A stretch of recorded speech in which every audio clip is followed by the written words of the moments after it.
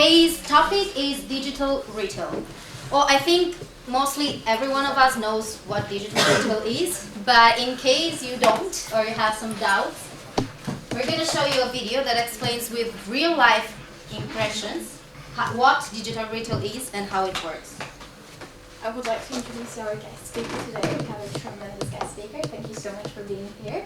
We're thrilled to have you and to be able to learn from your experience. So I present you Carlos Albertsoni. And before I get in the spotlight, so we could continue with the presentation, I would just like to give you a little bit of a background. So education-wise, he has a master's degree in computer science engineering from Universidad de Zaragoza. Then he continued with an MBA. He was awarded a full scholarship from La Caixa, and he continued with an MBA at Indian School of Business. After that, professional-wise, he dipped into different things: international business development, aerospace, Ingress systems, management consulting, and that led him to his current position as a study manager at the Amazon Prime now. He's described from his colleagues and peers as an absolutely tremendous person to work with, outstanding skills as a team player, leadership, top 20 best students at the class, and working under pressure, managing complicated situations. So thank you very much, and let's give a big round of applause for our guest speaker.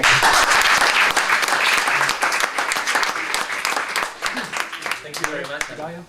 Okay, so first of all, thank you very much to CSCP for inviting me, being here, and then the team who introduced me. Thank you very much.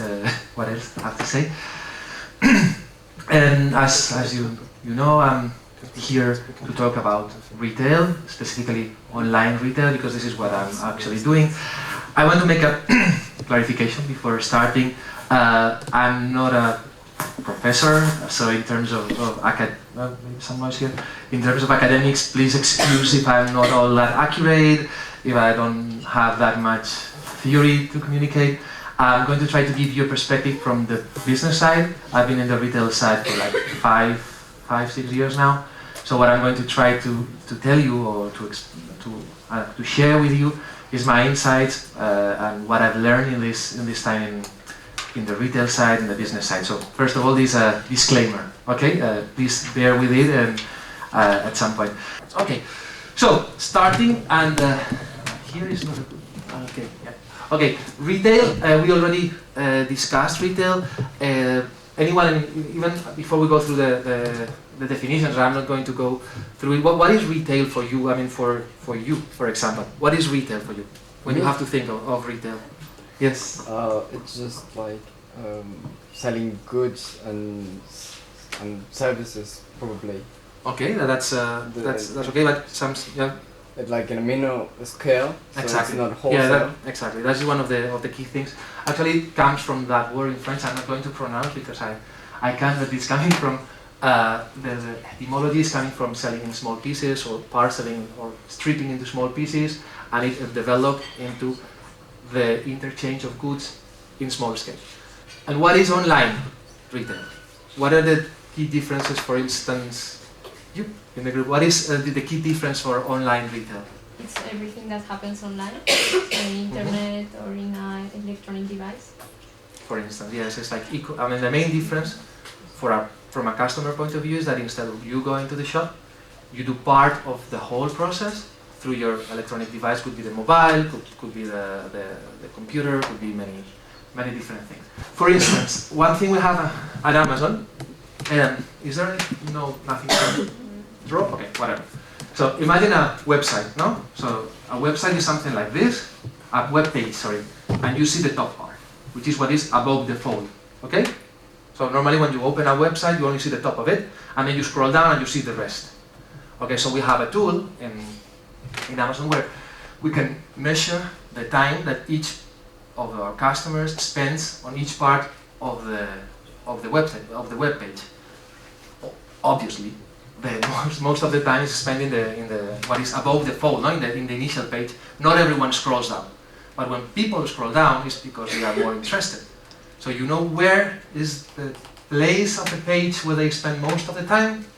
It's the reviews. So I mean, you see the picture, price, and title. These are the key things. Everyone looks at that.